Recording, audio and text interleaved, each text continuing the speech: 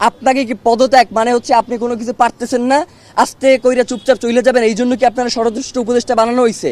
ওই জায়গা দিয়ে আপনি লড়তে পারবেন না। আপনার পুরো এই ঘটনার সাথে কারা কারা জড়িত এইটা নিশ্চিত কইরা আপনি এইখান থেকে যাইবেন, এর আগে আপনি কোনো জায়গায় যাইতে পারবেন না।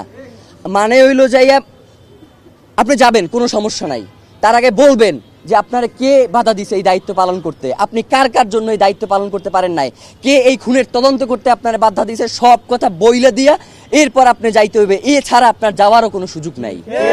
এবং ডক্টর ইউনূসকেও আমরা বলতে চাই যে বাংলাদেশের জনগণ আপনাকে প্রধান উপদেষ্টা বানাইছে এই জনগণের স্বাধীনতা সার্বভৌমত্বকে টিকিয়ে রাখার জন্য।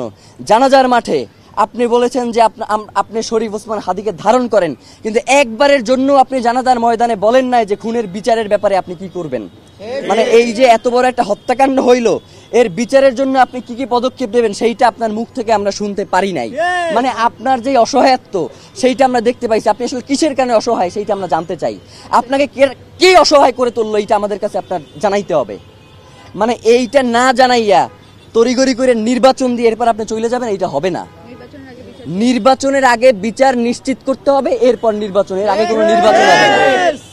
মানে বাংলাদেশের জনগণ শুধুমাত্র ওই সবসময় স্থিতিশীলতা রক্ষার জন্য রক্ত দিয়ে যাবে, এই ভুংসুম শেষ, এইগুলো আর চলবে না। এখন থেকে রক্ত দিব না। প্রয়োজনে যারা আমাদের ভাইকে হত্যা করছে, গুম করছে, খুন করছে, আপনারা যদি এই দায়িত্ব পালন করতে না পারেন কিন্তু রক্ত নেওয়া শুরু করে দেবে। রক্তপাত একবার শুরু হয়ে গেলে এইটা আপনারা থামাইতে পারবেন না। সুতরাং আপনাদেরকে হুঁশিয়ারি করে বলতে চাই যে অতি দ্রুত ওসমান হাদির খুনের সাথে যারা জড়িত তাদেরকে দ্রুত গ্রেফতার করেন। আপনারা যদি সুস্পষ্টভাবে আমাদেরকে বলেন যে খুনি ভারতে পলায়ে গেছে, তাইলে কি করতে হবে? তাইলে যেইটা করতে হবে সেটা হচ্ছে বাংলাদেশে একটা বন্দি বিনিময় চুক্তি আছে, আপনারা জানেন না? এই যে উলফা নেতাদেরকে যে বন্দি বিনিময় চুক্তির মাধ্যমে ভারতে পাঠানো হয়েছে, আপনারা দেখেন নাই?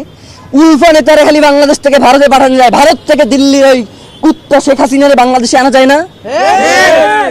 মানে হইলো যাইয়া বাংলাদেশ থেকে খালি আমরা সবাই খালি সহযোগিতা করবো আর পাঠাবো, কিন্তু ওই দেশে খালি সন্ত্রাসীদের অভয়ারণ্য হবে, ওই দেশ থেকে কাউরে পাঠানো হবে। এই ধরনের ফাইজলেমি মার্কা বন্দি বিনিময় চুক্তি আমাদের দরকার নাই।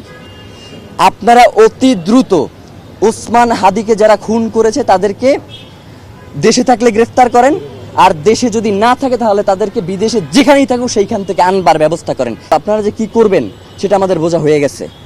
আপনাদেরকে আমরা ইনকিলাব মঞ্চের পক্ষ থেকে জানাইতে চাই যে অতি দ্রুত একটা দ্রুত বিচারিক ট্রাইব্যুনাল আপনাদের গঠন করতে হবে, যেখানে এই ঘটনার সাথে যারা জড়িত তাদেরকে অতি দ্রুত বাংলাদেশের বিভিন্ন গোয়েন্দা সংস্থার যে সর্বোচ্চ যারা ইন্টেলিজেন্স আছে তাদেরকে এর সাথে যুক্ত একটা দ্রুত বিচারিক ট্রাইব্যুনাল গঠন করেন।